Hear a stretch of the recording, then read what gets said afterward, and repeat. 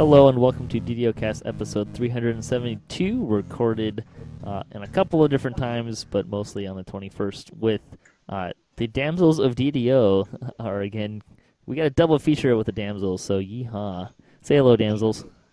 Hello. Hello, Damsels. So we've got Saba Jade, we've got Mithri, we've got Lessa, and there will be many hijinks going on here. Being a recorded show, probably a little shorter. Got lots of stuff going on the weekend this is coming out, but want to have a show for you guys, and it should be a lot of fun. We like to talk about Dungeons & Dragons online nearly every weekend. You can catch us through Google Plus Hangouts, YouTube, the DDO forums, or from our website at DDOcast.com. DDOcast is hosted by CyberAir's the awesome podcast hosting network. Shows are usually available within a few days of recording. The next show will probably be on March 8th. And it will be the next DDO debates episode. We're looking at focusing on new players. I'm still trying to figure out who exactly is going to be on the show, but it looks like we will have Even Note joining us at least for that one. Still trying to figure out what the rest is going to look like. On the podcast this week, the usual game news and the community news. We're also going to be talking about Hotbars and organizing Hotbars and all the funness that goes into that. But first, we're going to have a little fun with the Damsels while we have them here, and we're going to start with a check-in. They have been doing stuff for Lent, the Lenten holiday, and I want to check in and see how is that going. So maybe if you ladies can go around the table and say what you are supposed to be doing or not doing for Lent, and how's that working out for you? Well, I would like to go first because I have the funniest story. So. I have the best story.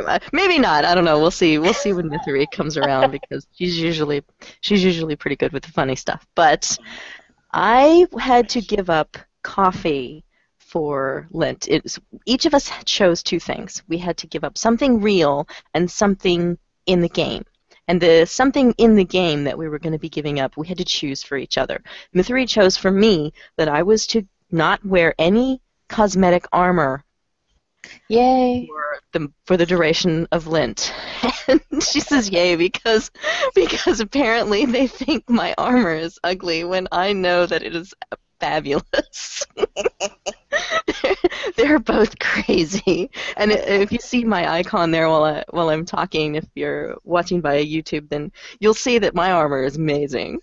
It's every color of the rainbow. It's wonderful. It's a +2 Brigandine that I found in 2007, maybe. And I always held on to it because it was so unique looking. And then whenever they came up with a Mirror of Glamourine, I decided to glamour it. So it was hard to take all that stuff off. And I didn't have just cosmetic armor on one character. I play on several servers, so I had cosmetic armor that I had to take off everywhere. So I didn't even know. In some cases, I didn't even know what I was wearing underneath. When I took it off, I was like, "Whoa, what was it?" And in one case, I changed armor because it just made me look awful. So this I didn't care what it did. So this Brigandine, which is really ugly, she doesn't think is ugly. So the other thing was probably really nice looking. I just have to say that Saba no longer, for 40 days a night, she's not going to wear sunglasses because she doesn't have to avert her eyes. Correct. So here's my funny story. In real life, I gave up coffee. I did not give up caffeine because I knew what that would do to me. So I decided I was going to give up coffee.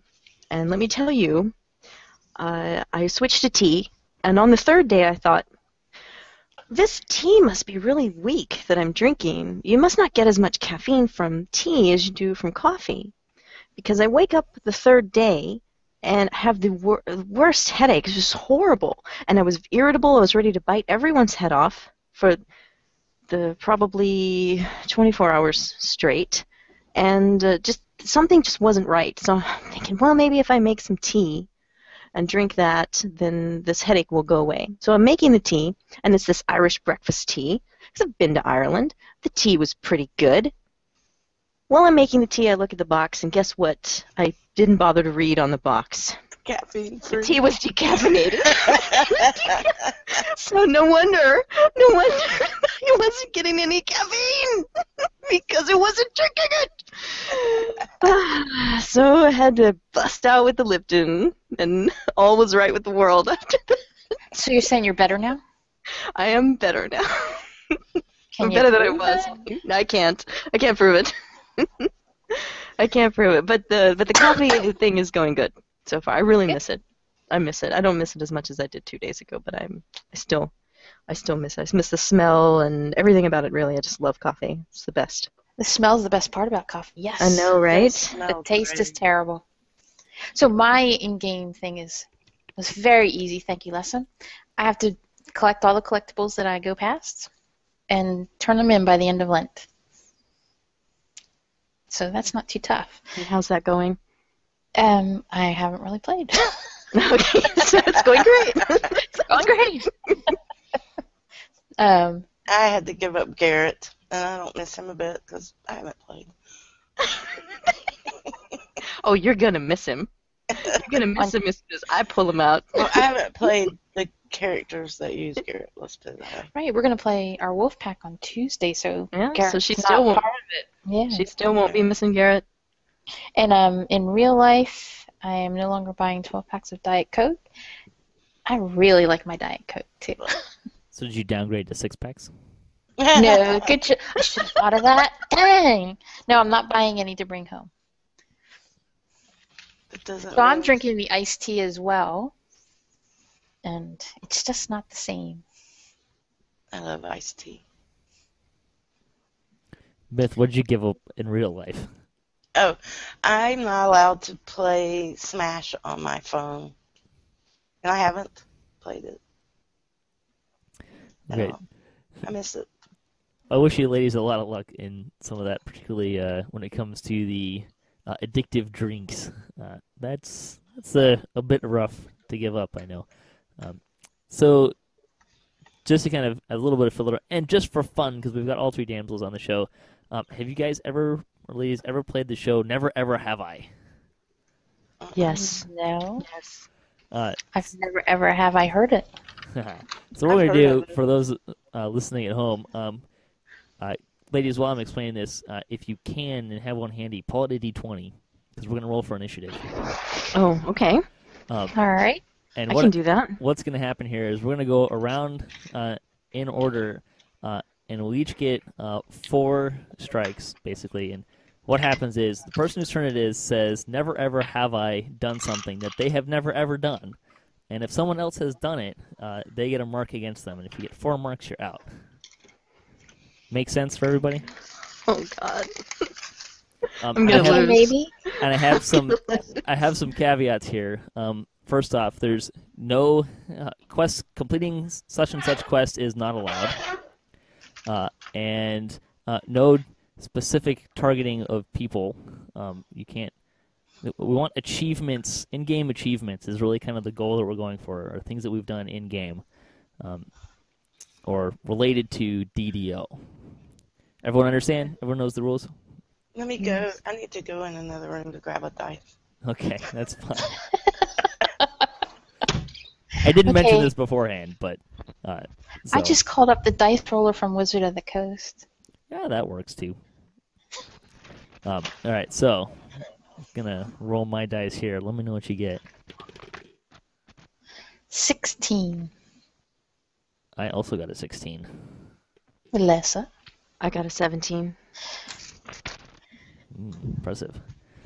I think normally when I do this, I say that you have to take your die roll, but unless you I can got it. prove that you should have a dexterity bonus. However, Saba Jade plays halflings, which gets a +2 dex, which is a +1. 17. So, I just made halflings, so Mithri, go ahead and roll your d20, and then Lessa and Saba will have to re-roll for their tie. so I roll, and then what happens? What'd you get? A 3. All right, so Mithri goes last. You tripped and fell over yourself. Sorry. Okay, you want us to roll again? Yeah, Lessa and Saba got to re-roll. Tiebreaker. 10. What'd you get? I'm a 10. What'd you say, Saba? 13. All right. So, Saba Jade, you get to go first. What you have got a you? 16. I heard you. What? Oh, yeah. You were. No, you guys are re-rolling for Oh, that's to true. break your Dang. tie. So Okay. Saba goes first. What have you never ever done?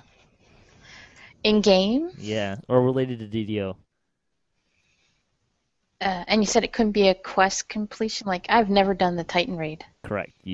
No completion of quests Okay. doesn't that's out. What have I never done? I've never taken a picture of Les's soul stone. Oh, wait a minute. That's targeting. Can't do that one. Sorry. That's not necessarily. I could have done that. I haven't, but. Well, I mean, like targeting is like I've never named a character Lessa or something like that. That's targeting. Oh. Lessa's Soulstone's totally legit. I will allow it. Okay. I have never taken Les's picture of it. Is anyone taking a picture of Lessa's Soulstone before? I haven't even done that. I have not. All right, so that was not a good one. All right, Lessa, what have you never ever done? I have never ever said that I wanted to play a gnome. I have not done that. I have not done that.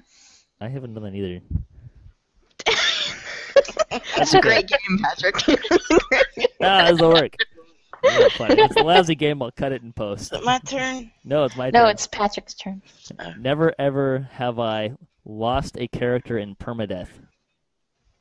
Oh, we've done that, of course. I've done that, yeah. I know you have. Yep, many times. Many times in many various different ways. I haven't So even what lost happens another to- player in playing permadeath. Everyone in my group has survived every quest. I'm sure that'll change next week. All right, Mithray, go ahead. What have you never done? Never ever have I played a paladin past level 8. I've done that. I've done Well, that. I've done that. So, Now we're getting somewhere. All right, Saba. yeah. All right, never ever have I played a Warforged past level 16, I think it is. I've done that. I haven't done that. Am I the one who's done that? Dang it. Lessa, What? No. have you done that? Yes, I have.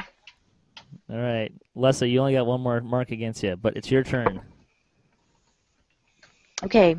I have never have I never have I ever, right? Never have I ever gotten to crafting level 100 in any. Me either. Yes, Yeah. I have. You knew I had. Did I? Did you? I No. only made it to 75. Not much in terms of crafting. Let's see. Never ever have I achieved completionist. I have. Nope. Not me.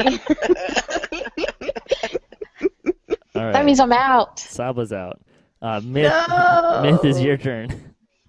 Never have I ever been the person to take out the gnolls going to TOD. Knowles and TOD. Not in What? TOD, on the way to TOD. You have to go, usually a favored soul jumps across and to get the barrier to go down so you can get into the quest. I I have never no pulled the idea what barrier. she's I went all the way. talking I went all the way around. No idea what she's talking about. I've never been there. All right, Leslie, it's your turn. So, never have I ever turned in what you call fragrant drowsehood's mushrooms to the ogre collector in House Jarasco. Too What specific? do you do with them?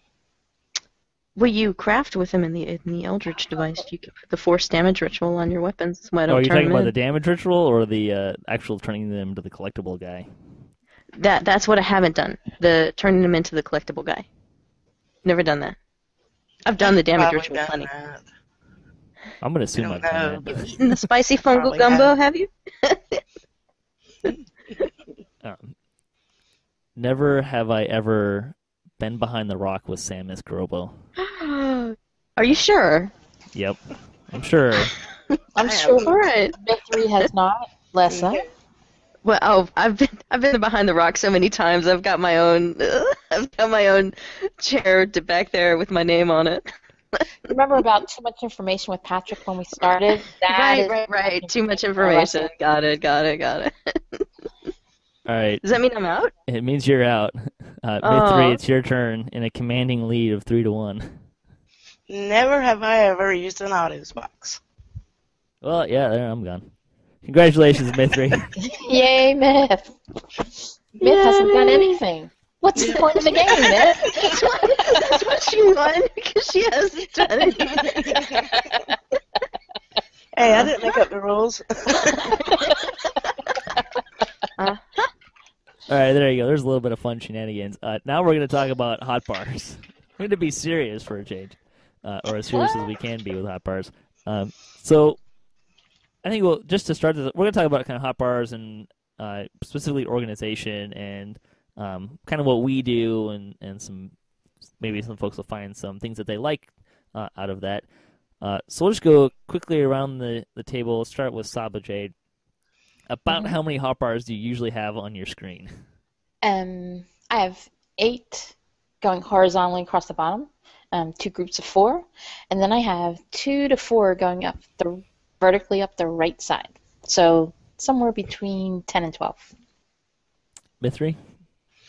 Can't believe it, but that's exactly what mine is. I have about 10 or 12, and I have 2 stacks of 2 going across the bottom, and then the other ones are vertical on the right side. Lessa? I have between 10 and 13, so I'm right with them. I'm sure that my configuration is a little bit different from theirs. I'm sure that we do. I'm positive that we're going to do something different because right now it kind of seems like we're not doing anything different. That's okay. I have a very different story with my hotbars. Now, I'll start with a little of my history. I probably played the game for about 2 years with one hotbar, and then I saw a picture of someone's screen and figured out that you could have multiple hotbars on your screen, and then hotbars threw up all over my screen. I typically have between 6 and 9 hotbars on the bottom of my screen, kind of similar to what Sawa described, having kind of 2 rows. Then I usually have 4 to 5 vertically on the left, usually 2 on the right, and 2 on the top. So I use pretty much all of my hotbars. I actually reincarnated my Artificer, an epic reincarnation, and when I was done placing everything, I think I had, aside from the one hotbar that I bury, I had 4 open spaces on my hotbars. And that's 19 of the 20 hotbars that they give you. So Wow. I use a lot of hotbars now. Wow. Yeah, it's pretty crazy. But I put like everything on hotbars too, even stuff I don't. How can you see what's going on with the party? We used to have many hotbars. Do you have like a teeny tiny window in the middle? Well, I keep the center pretty clear, and I have my map and my party UI up on the top. You can actually see my screen on the DDOcast Splat Twitch. There's not as many hotbars there, but it's essentially the same layout because I've grown to using a similar layout. So what I kind of want to know from you ladies is, how do you go about organizing your hotbars? What are some things that you do consistently or not consistently? Or is every character different, or are there certain things you like to keep the same? That kind of stuff. I've taken to keeping everything the same because I play paladins on more than one server. So what happens is I sort of get programmed with numbers in my head. Okay, this is number 1, this is number 2, number 3, and so on.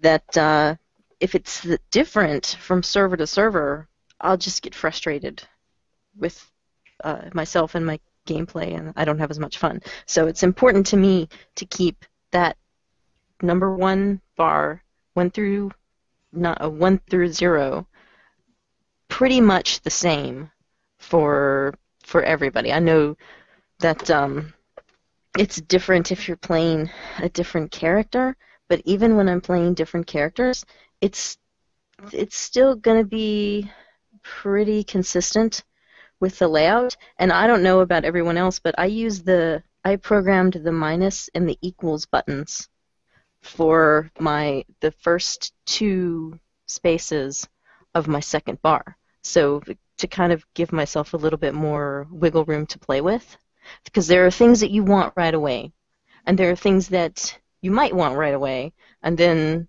there are buffs. And then there are things that you wear. And then there are potions that, hey, maybe you want to drink those. And you'll forget that you have them if you're not looking at them. So just like Saba and Mithri, I have the 2 rows of 3, or sometimes, in some cases, 2 rows of 4, like with this one. It's easier for me to share this with you so that you can look at it. 2 rows of 4. And I don't know what everybody else does, but I always have 2 hotbars that are kind of dead to me that I've designated for when I go into challenges, so that I kind of know what I have, and I don't have to dig around and waste time looking for where the torches are in my inventory and where the teleporters are in my inventory. I'll just flip over to one of these already set up hotbars, and I know where everything is because I'm looking at it. If that makes any sense. Which makes a lot of sense. It's actually a really good trick. I know I usually will go in, if I'm going to do challenges that have items like that, I'll usually pop in and grab grab some torches, a teleporter, barrels, that kind of stuff, and then hotbar, and then leave and restart. That way so the first one is just kind of a dead run for you to set up everything to make sure you're Pretty much. to make sure you have everything you want, and then you go in and then it's go time. I like that. Actually, it's a pretty good idea. I did similar thing. I picked it up from another player. Another thing I kind of do similar to that is at the end of Mark of Death, like the first character run for a character of Mark of Death, is I'll grab the items on the ground, or the abbot, and hotbar them if I know I'm going to run the raid a few times. So I have them as well. I was just gonna add that the main hotbar that has the arrows on the right side that you can scroll through the rest of your hotbars has it's almost like a little hook at the end of it on the left side, and like a little, I call it a tilde. I don't really know what it is, but I had to always remember to make that bar my number 1 bar, because I like to take screenshots. So when I hit Alt-Z to clear my screen so I can take the screenshot, when I hit Alt-Z again, a lot of times my main bar has moved to wherever that tilde is, and I wasn't always consistent in keeping that my number 1 bar, but I don't have that problem anymore now that it's number 1, so I can always access it. It's something that I had learned just recently, so that's why I'm sharing it.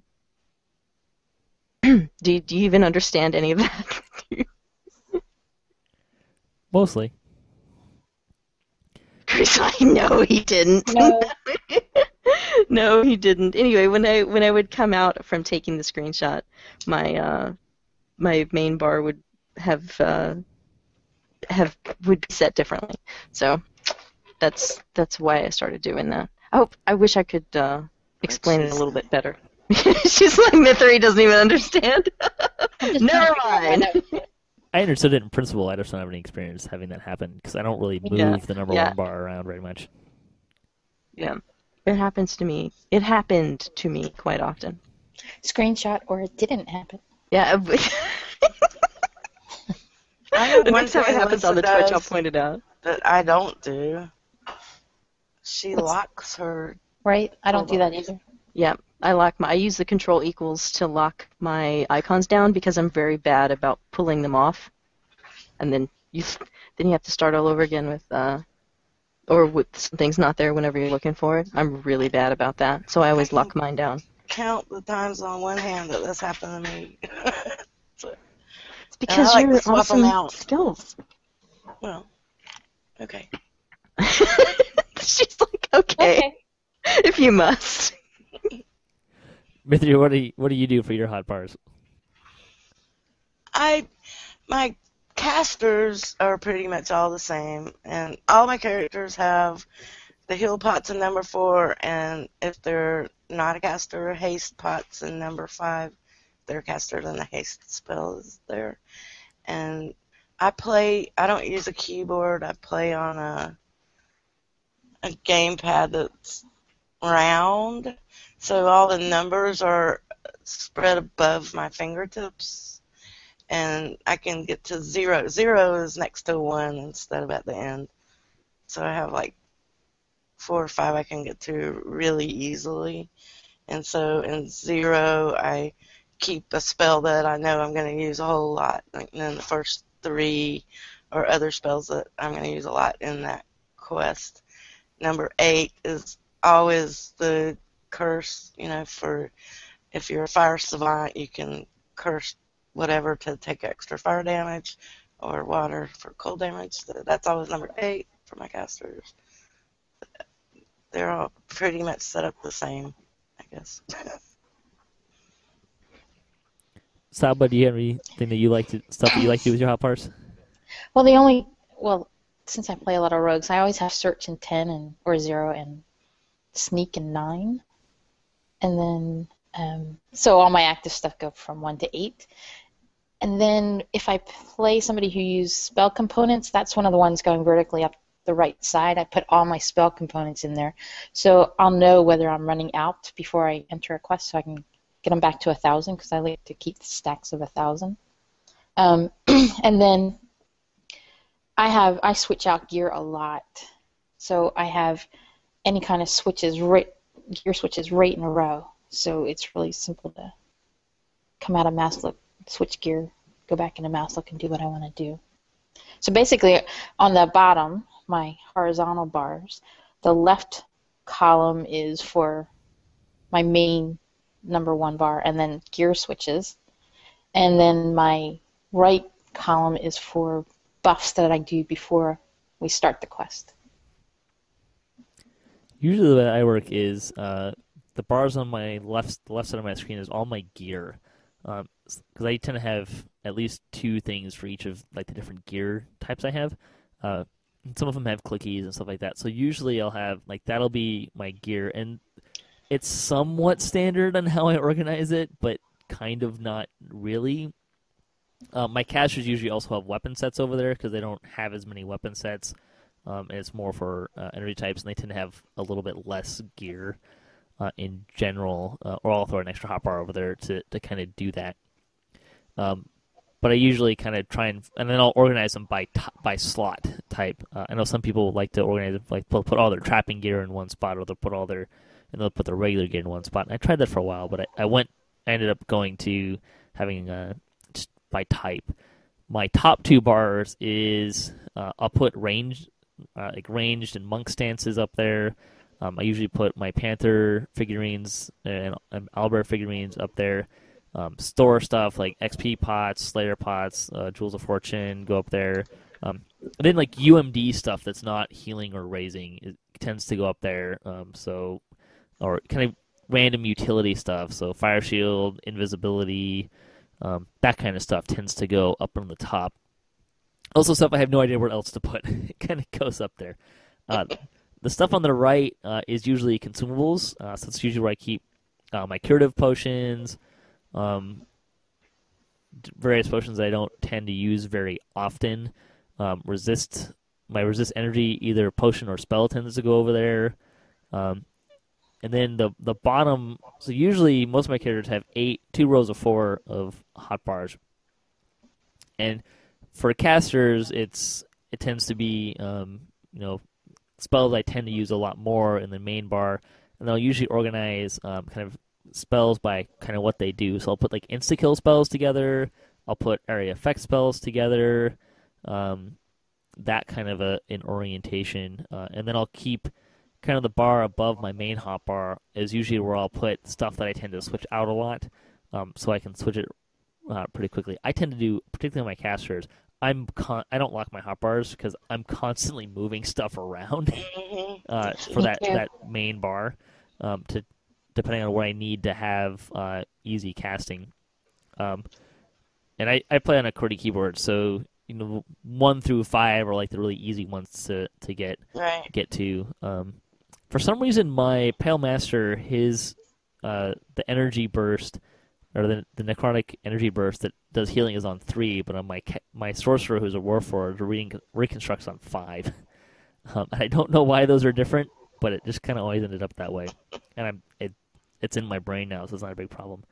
And then on the bottom of the right stack tends to be consumables that would be more likely to use. So Yugo pots, stat ability potions, haste, rage stuff.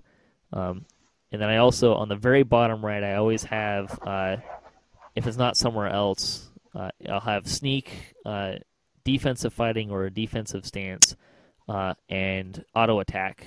And then I usually put feats that turn toggleable feats like power attack, combat expertise, meta magics, all kind of in that bottom right as well. And then also the epic past life, or the past life feats that toggle on and off, I'll put in that area as well. For my caster types, the top of the right tends to be buffs. For melees, that tends to be where I stick Vorpal type weapons or stat or debuff type weapons. Most of my characters still carry around a weakening of enfeebling for some reason or another that I've never figured out. My melees tend to have, or my damage guys tend to have the first bar tends to be activated abilities, and then number 1 is usually like the primary weapon. So in case I switch, I can switch back to that primary weapon easily enough. And then 9 is pretty much always a heal ability. Doesn't matter what it is, but what character I'm in, that's pretty much always a heal ability. And then I kind of try and keep some tactical things together, stuff like that. My heal scrolls are always 5. 1 is always a heal button. Stuff. So I kind of keep a lot of stuff similar, but because I play a lot of different characters, they tends to move around. Then my druid doesn't know what the heck's going on because he's half monk and half healer, so it's kind of all off the rail on that one. My husband used to play clerical. I haven't played a lot lately, but he doesn't play with mouse look on. So when he heals, he clicks on the person's name up there in the party where everybody's listed, and he puts his bars in like a rectangle around the names of the party, and then he just click, click, click, click, click. So I guess that would be good if you're not a person that uses mouse look. That sounds really familiar. Glankenbeard does that. Really? He does, yeah. It doesn't use the rectangle, though. He just puts the party names by some vertical heals that he can get to very quickly, and he clicks on names instead of using the F1, F2, 3 keys, yeah. I use the keys. I usually select with my mouse to cast heals on people, but I usually, like my main hotbar usually has the heals on it, so I'm usually kind of doing a combination thing. I also, with most of my healers, have so I have the main hotbar, and then behind that I'll bury a hotbar that has just all healing. So if I need to go into kind of more of a, what I call god mode of healing, or spamming healing, I'll switch to that. I also, on all my characters, bury a hotbar for teleportation stuff, so the Key to Evening Star, teleport scrolls, or if they have them, or mask of, what's it called? The teleport mask, I'll hide there as well. Partly so I don't accidentally hit it. Word of recall. Right. Stuff like that. We've had that happen before. Cleric, you're looking around for the cleric, and he's cast Word of Recall accidentally. Yep. Yeah, that's always kind of unfortunate. The thing I'm most inconsistent about is Dimension Door. That is in a different spot in every single one of my characters that can use it. Oh. There's no consistency with that whatsoever. Which is terrible when I need a detour to make it a quick escape. I can never find it fast enough the first time. Do you guys have any tips for utilizing hotbars for players, particularly for players who aren't familiar or aren't used to really, or maybe they haven't really done a lot with their hotbars, maybe they're still using 2 or 3 hotbars? Ooh, yikes. I would say get used to using them, because once you do, you'll realize how much You'll never go back. Yeah. Yeah. There's a And- lot of great tips in here too already. Stuff like putting spell components on hotbars, like things you would never think to put Yeah, that's on, a great on idea. hotbars. Yeah. I'll do it. I usually check that when She's I'm like- when I'm selling and repairing because I do that often enough. She's like, that's a great idea. I don't do it. Oh, it is a good idea. Well, She's a sorcerer. When she runs out, you're going to know it because she's going to stop casting spells. the reason I don't do it is because I don't have enough hotbar space for it. I've got everything else on hotbars. I think all of us are pretty consistent with those last couple of buttons, 9 or 0, being some type of healing. Am I right? I use 8. Mine is all. I have my cocoon in 8 for every character. Oh, okay. What about Myth? My cocoon is in 7. Even if I But have 7 is where Cocoon, Turn Undead goes. Damage over time is in 6. usually I always have at least one healing option on my hotbar, and unless it's a healer that has that healing option on like 1 through 4, then it's always 9. So like my sorcerer who's Warforged has a reincarnate on 5, but he also has reincarnation or scrolls on not reincarnate reconstruct on 5, and then a reconstruct scroll slot in 9, and then oftentimes he'll have cocoon somewhere else as well. My heal spot's 4. I would say usually for me 0 is also kind of an interesting point for me because it's usually a class thing that goes there. Either like whale for casters or sneak for my rogue. I put whale there. That's funny. Yeah, it's stuff I don't use as much, but still kind of an iconic thing for the different classes. Lay on hands, it's moved since, but lay on hands used to be there. Now it's an 8. Well, where does your Intimidate go? If it's on I my know you're intimidating. I see you do it. if it's on my hotbar, it's usually somewhere between 4 and 6. Something that I don't tend to use a lot, but I want to have access to. Or sometimes it's floating in somewhere else. I don't hotkey anything other than my main hotbar either. I'm kind of weird. But I go in and out of mouse look a lot. I am constantly. If you watch me Twitch, you'll probably won't see it as much because there's not as much stuff to click on that paladin. But I am like if you saw me on a cleric or a caster, I probably go in and out of mouse look every other second. I'm constantly going in and out, just changing stuff. So I don't even remember I have Q and E as strafing, specifically because I go in and out of mouse look, and I don't even remember if that's default anymore. Oh, I don't know because I use A a and D. gamepad. A and I D go is in and out of mouse look quite often as well, just like you do, Patrick. But I don't know. As far as consistency, do you guys put your resistance with your protections?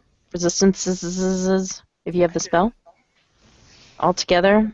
I put mine all on separate? one line. Yep. But do you put them in the order in which they appear in the box, in the spell box, or I do put you them put them in your alphabetical own order? order. Oh, you do not. I do. From the top down or the bottom up, alphabetical Top order? down. So acid would be first, Yep. right? And then cold. I'm trying to remember. Is the order they give you in the Fire. little pop-up box in alphabetical order? Not always. Some of them are and some of them aren't. Depending on, I don't know if it's the character or if it's protection that's backwards and resist is alphabetical. Yeah, And mine is they're not always always right. fire, acid, electricity, cold, and then if I have room, sonic. The Yeah. one thing I'm really consistent about is I don't put electric and sonic next to each other. They look similar, Because don't they? particularly, yeah, they're really similar if you're just looking at them quick. Because like the characters that are using potions for resistances, that tends to be kind of haphazard, and whichever one they find first is kind of how that tends to work. So there's not, but I always try to make sure that if it ever happens that electric and sonic are next to each other, I always switch something around so they're not together. And I always put sonic on the bottom, so I always know that the two that look similar, sonic is on the bottom, electric is on the top. Those are the only two I really try and focus on, because the other ones are color coded. True. So Patrick needs more toolbars. Right. That's what I'm hearing, is that Patrick needs more toolbars. Just on the wanna- artificer for the most part. How do you manage your hotbars on a gamepad? That's what I want to know. What do you mean? I mean, the gamepad, I'm looking at gamepads online and they seem kind of small. Oh, well, you're can you probably see not it? even seeing mine because the one that I have is really old. They don't make it anymore, and if I could find some, I would buy them up. But it's not one that you program. It's just, it's about 10 inches or 8 inches in diameter, and it's round, and you just plug it in. It's like a keyboard, only there's not as many buttons as a keyboard. Like, there's no I for inventory, so Oh, okay. I have to be able Well, to then how do you change get that. into your inventory? Key mapping. Oh. I just changed it to something else. If I couldn't change it, I'd be in trouble, I guess. So I just had a Seinfeld moment with you, too, where you said, well, if I found them, I would buy them all up. And then you would have a big stack of gamepads, and you would look at games and go, is this gamepad worthy? Is this sponge worthy? The way that she described Right. her gamepad, I keep thinking of like R2-D2's head. It's called a Wolf King. You can look them up. They're online, but you can't buy them anywhere. I paid like $20 for them. I think I saw one on eBay for $100 one time. I thought, no. So I think while we're kind of in the neighborhood, let's talk about key mapping. This is kind of more off the cuff than we already are, but we're kind of already starting to talk about it. Do you find that you have certain keys that you remap, or certain things that you like to change from the default settings? Mm-hmm. Absolutely. Well, you're using a gamepad, so you have to like change everything, right? Right. So walk and I know R is default for auto run, and there was this one time in Vaughn 6 where that got pushed, and I ended up in the marketplace. So auto run for me is now K. It's somewhere that I have to. It's a key that I usually have to look at, and I know I'm not going to hit by accident. I have to intentionally hit it now. I also move the rune arm button to F so that it is closer and it's easy for me to hit and fire if I'm doing it manually. mine is E. Is that default? Because that's right next I'm not sure. to W. I'm not sure. My QWEASDZXC is kind of set up basically. I don't know if you've ever played the game Descent, but it was a kind of a three-dimensional first-person shooter style game, and pretty much any game I play that has anything resembling a first-person shooter style, or like first or third-ish person kind of moving around, I pretty much always map it to be the same. So like Q and E allow me to generally strafe. Like I have to be able to strafe, not just turn, but like strafe. Because when you're in mouse look, like A and D turn. Right. It's so natural for me now. It's hard to think that what it actually does. But I think A and D like actually turn, but Q and E will let me strafe, even when I'm in mouse look mode. Oh. I think that's On right. mine, I only turn if I use the number pad. If I do A or D, I strafe. I don't turn. Because I've tried to turn like that. It wouldn't work. Yeah, if someone was actually watching my screen that was a little queasy, I'd probably make them a little sick, particularly when I'm doing like primary healing. Particularly in a raid, like I'll just run around, like I'll be constantly moving and jumping and turning, but I'm like hardly even actually looking at the bulk of my screen. I'm mostly looking at that little section where the party members are and clicking and healing. But I'm kind of like out of the corner of my eye watching. But I'm constantly moving around in little circles or random pattern. Circles is probably a bad term because it probably is a really strange non-physical pattern. Because I'm not really thinking about where I'm moving. I'm just running around and trying to stay away from things. Right. So being able to move, turn and strafe constantly is really important for me, even when I'm in mouse look mode.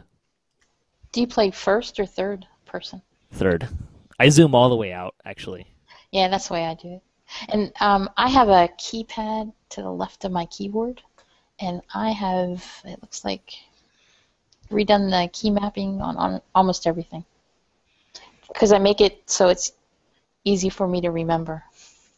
Well, you use a Z-board? Is that a Z-board? Yeah, sort of. It's the Steel series, yeah. The Stealth.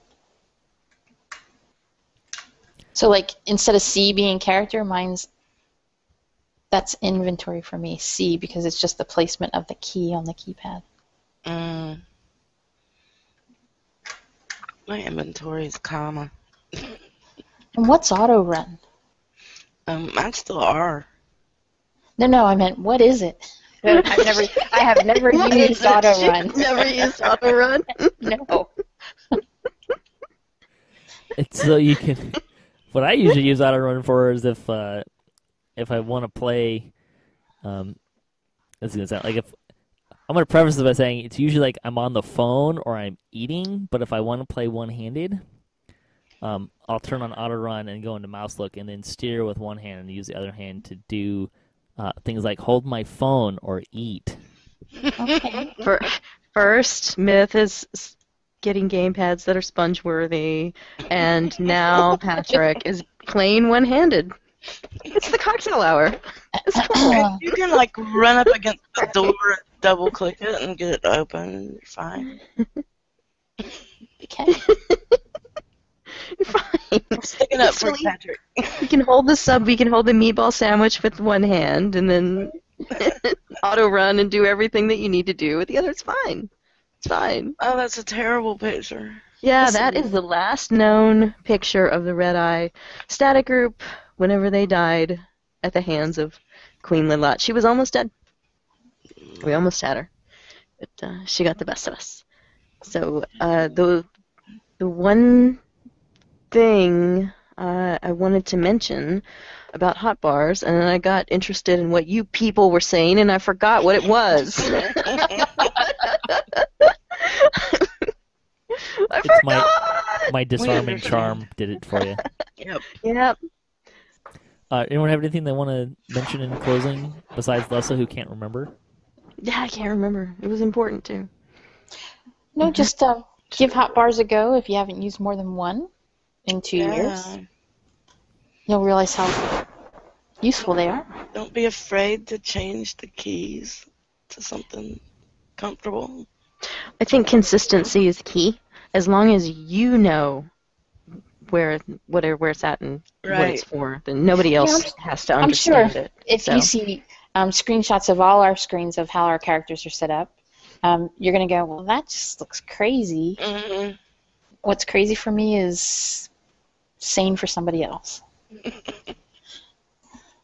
Or you could be like me, and sometimes it helps that being my normal job, like I use when I'm doing lighting, I'll have essentially different computers with different interfaces. So I kind of have developed a skill of learning them, like relearning them quickly or refamiliarizing myself with them quickly. So even having different hotbars doesn't tend to do me too much trouble.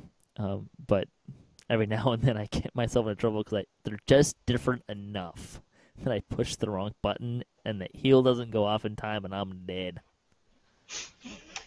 Yep. If you're going to be consistent about one button, make it the healing button. Make it the heal button. Number 8, cocoon all the time. So. Well, thanks, ladies, for joining me tonight, doing 2 shows at once. And thanks for all the fun. Pleasure to have on. Really quick, why don't you guys let us know where people can find you and follow you and creep you and all that fun stuff. Creep on us. You can go to the Damsels of DDO.com and click on the vault. And you can see all of our past shows, and that is where I will be posting all of our new shows. You can also follow me on my YouTube channel. That's, I think... Lessa 101. Lessa 101. And I'm also Lessa 101 on Twitch. Saba Jade is Saba Jade on Twitch. And on the Twitter, I'm at Lessa. We are at Sabajade, all one word, and then at Mythery1. Yay. And Patrick is at DDOcast. Or you can email him, Patrick at DDOcast, DDOcast@gmail.com. Yeah, there you go. Don't forget to email Mythery20. That's right. Mythery2014@gmail.com. All complaints. Mythery loves fan mail, I'm sure. I She do. does. Everything's about Mythery, right? Yes. Everything. And I know that Lessa is contractually obligated to do cocktail hour shows when people send her email as well. That's right. So there you go. Thanks again, ladies. Appreciate it, and we'll see you guys next time. Thank you very much. Thanks for having us. Thanks, Patrick. Cheers. Night, Titan.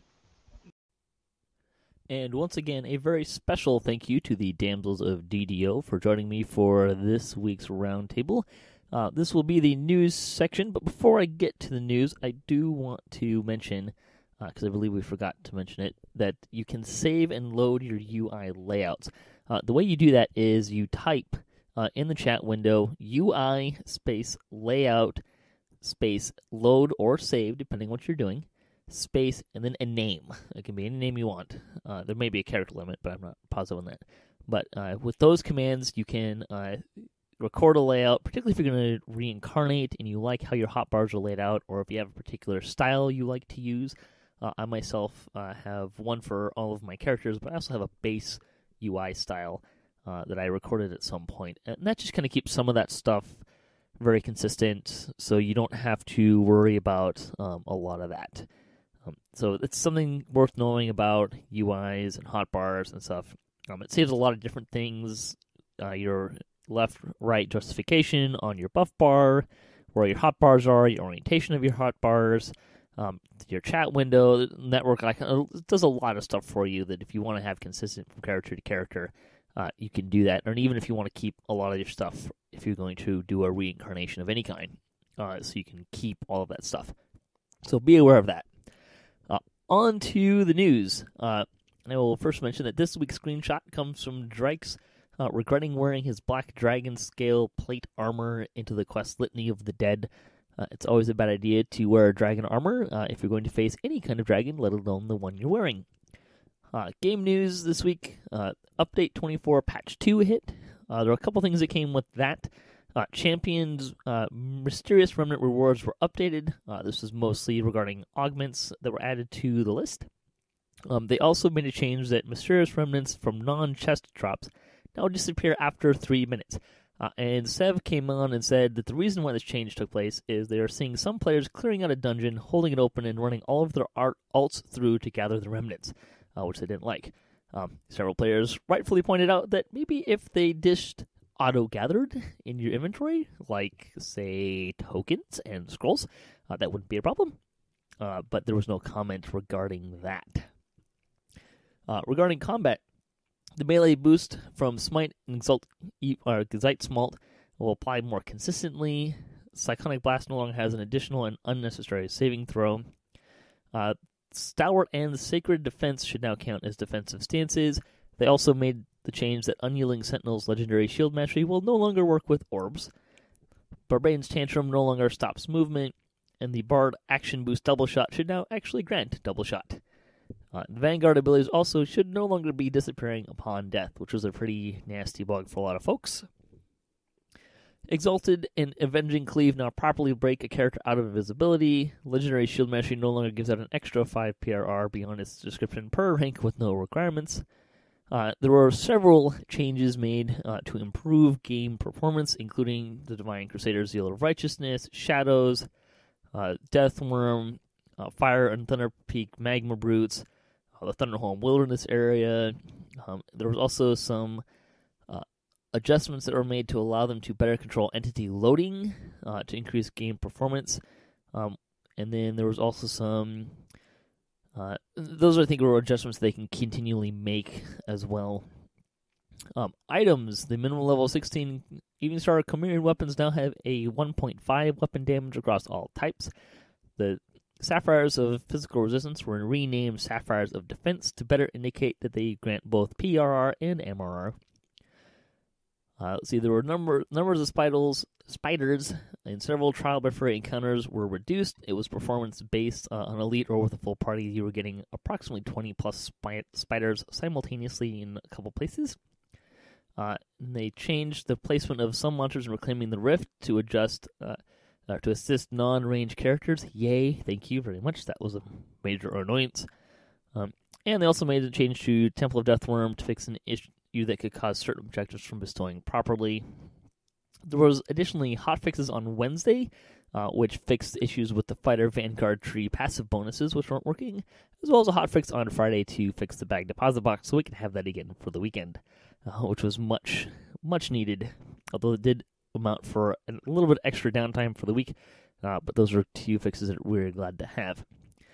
Regarding lag, this was a patch that was primarily targeting lag, and kind of the big thing that they want to do is to better distribute loading and unloading of instances so they don't cause lag spikes.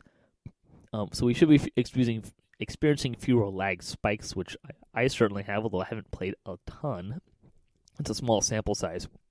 But in doing that, what they were hoping as well is to find other things that they could improve that were being masked by that.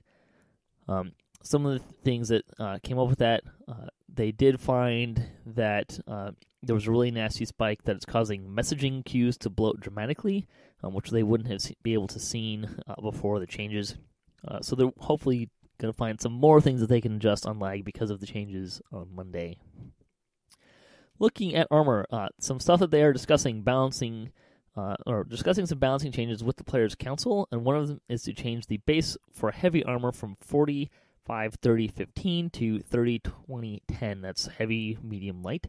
The higher values were set before the PRR formula changed, and when they changed other values to 2/3 to compensate, they didn't change those values.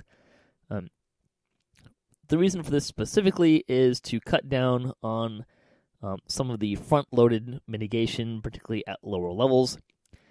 Many players from the council are agreeing with the change, but others are considering that it might be upsetting the player base, and the small change in mitigation isn't necessarily something worth it. The specific problem they are trying to solve is front-loading mitigation, not overall survivability. They don't plan to change the overall mitigation of fully built-out characters. The plan is that you'll need it if you want to run hard or elite versions of Temple of Elemental Evil. You have been warned. Swashbuckling casters are, according to their data, doing fine without heavy armor. They do think that rogues are a bit behind, but they're working with the council to adjust some of the changes there. And let's see, regarding 2-weapon fighting attack range, the attack range issue is something they'd like to look into. The resources are currently tied up on the moment, but that is on the list.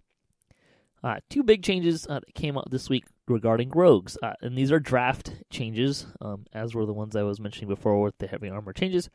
But so just be aware that this stuff is stuff that they are proposing. It is not set in stone, and indeed has already actually been changed. This is the most up-to-date version, starting with the Assassin Tree, and these are just the changes.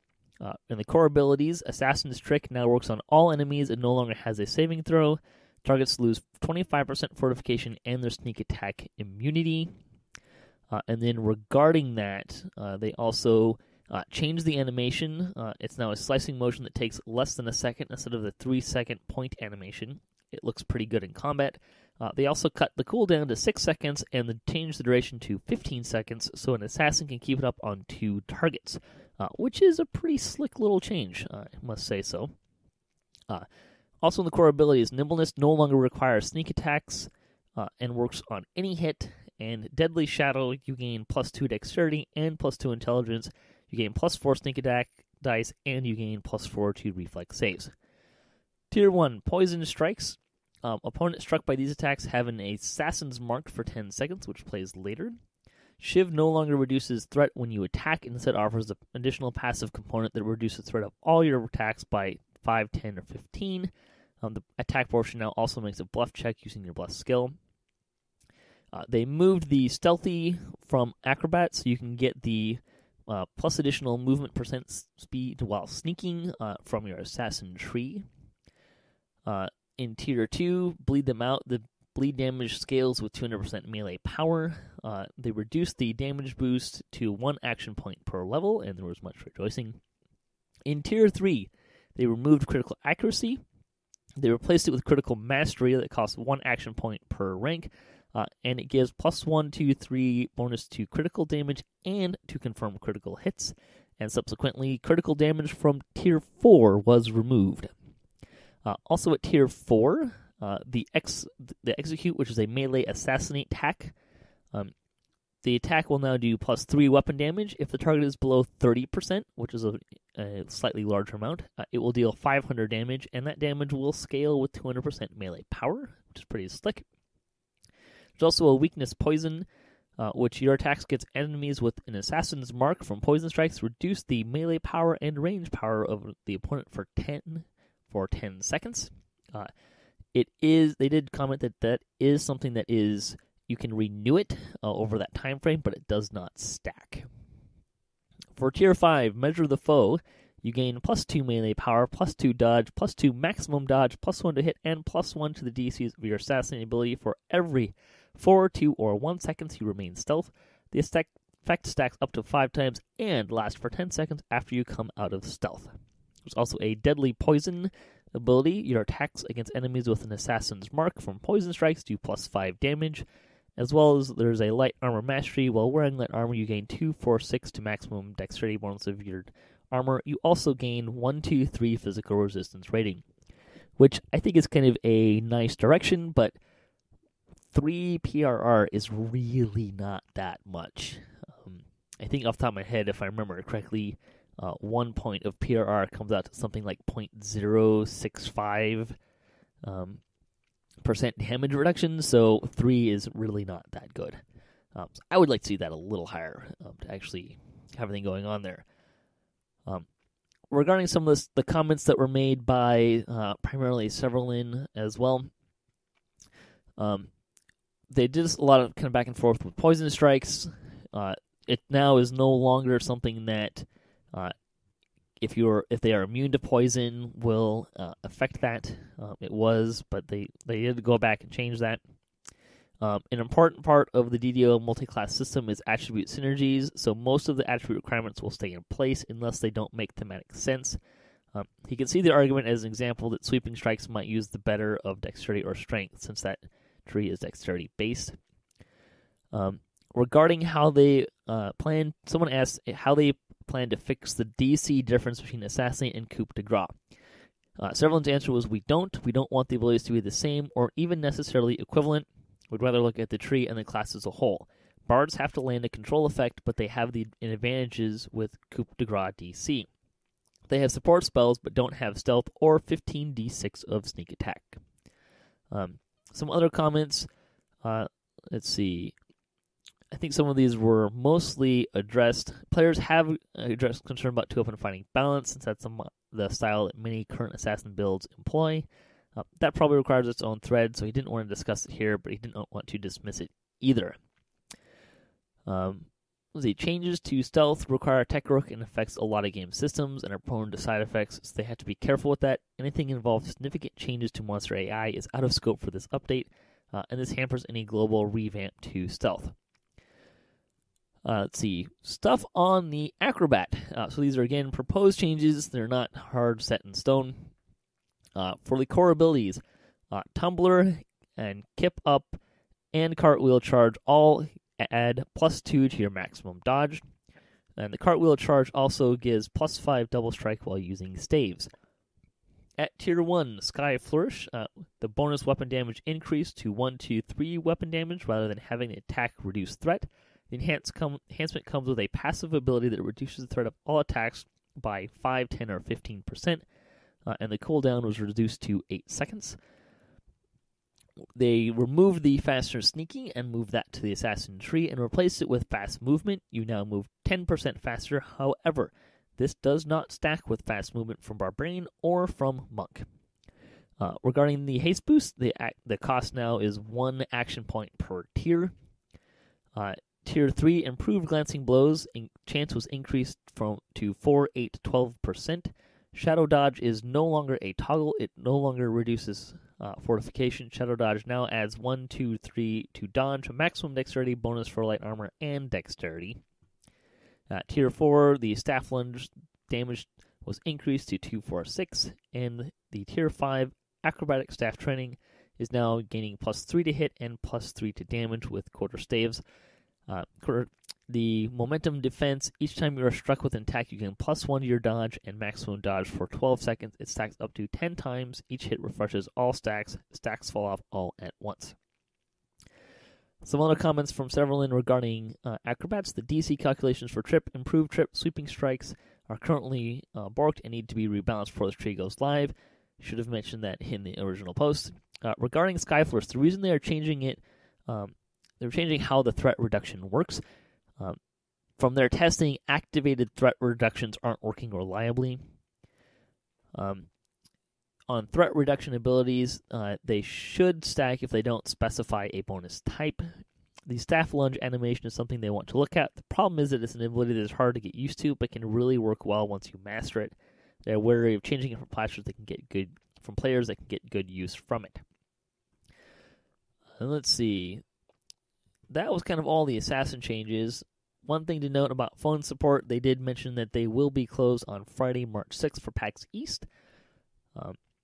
Bonus days, the Mimic Hunt is here, and it will be here through March 8th, and we'll link to the Mimic Guide. The loot list is pretty much exclusively things from the Maybar event. Since there are some new things, well, I looked through the loot list, and I didn't see anything that really jumped out to me as new per se. There is an option of getting a +5 tome, but you can only get one per account per server. And in my experience, the drop rates for these modes are pretty stinking low. You don't get that many mimics unless you get a Mimic Frenzy, which I haven't seemed to find a really good timing with that myself. Store news, and there's some pretty exciting stuff here. If you want to be a VIP, or if you already are, you can get 15 months for the price of 12. You will not get 15 months forever. You upgrade to 1 year of VIP, and you get 3 months free after that. So that will give you an extra 3 months before your billing date. So if you want to pick up that, make sure you do so. I believe the date for that is through March 8th.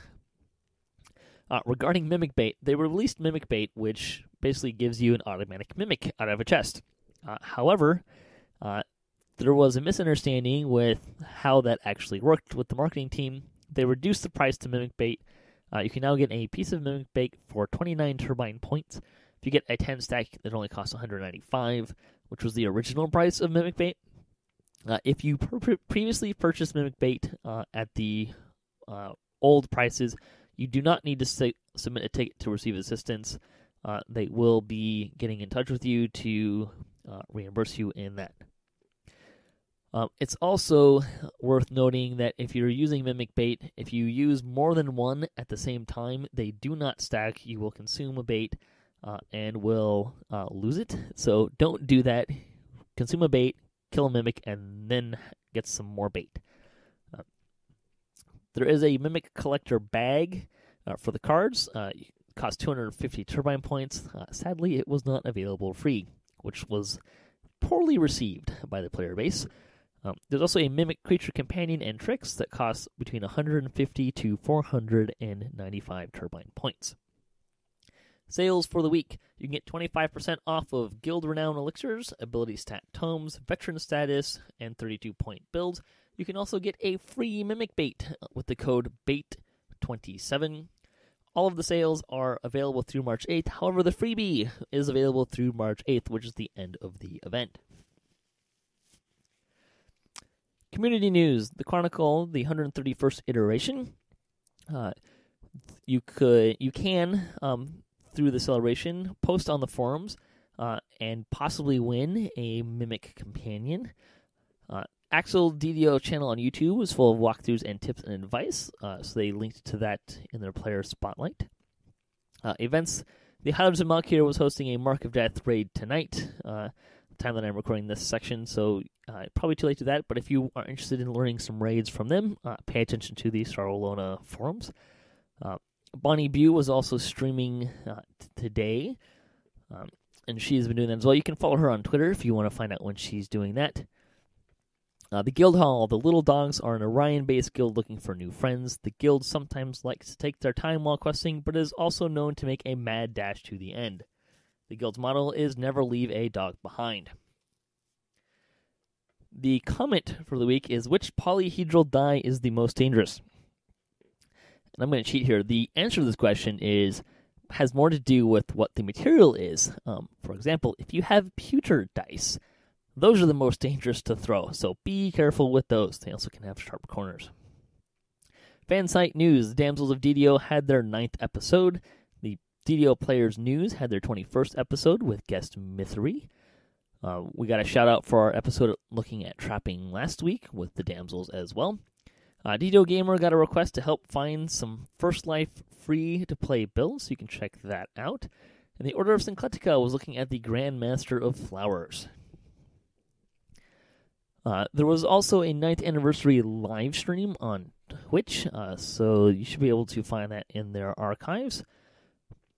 Let's see, I also wanted to point out regarding Axel's YouTube videos, and we'll link to this one in the show notes. He recently, coincidentally, had a UI and hotbar optimization video.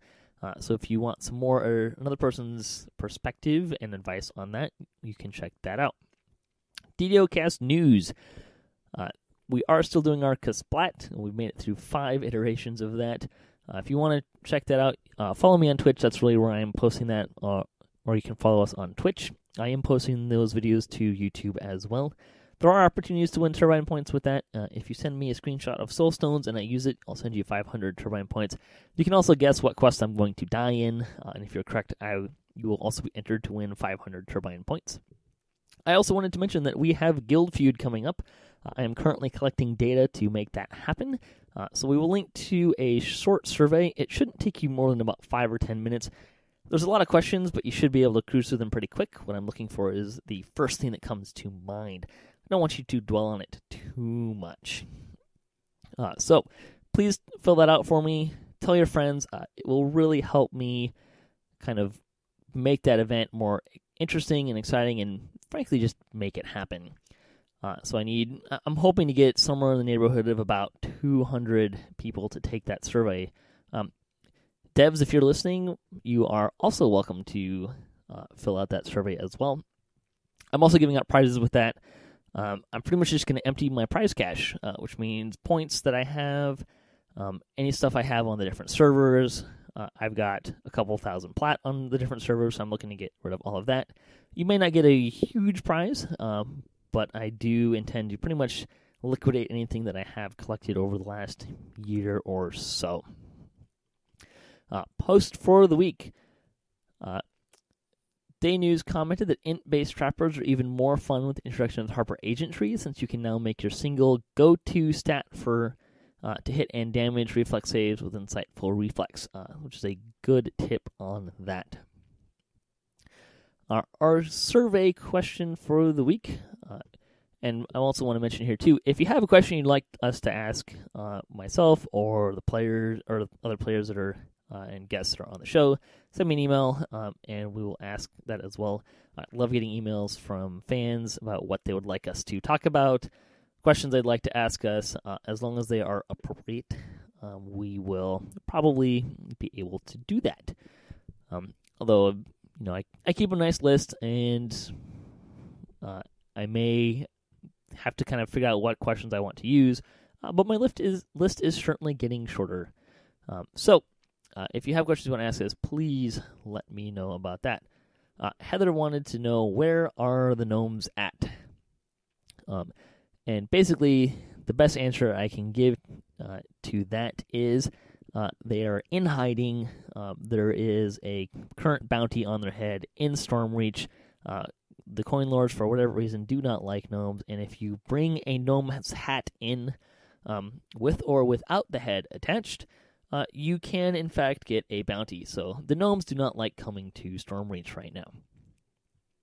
So with that, I'm going to close out the show. Thanks again to the Damsels for joining me and recording those two segments back to back last week. Thanks also to the other DDOcast contributors.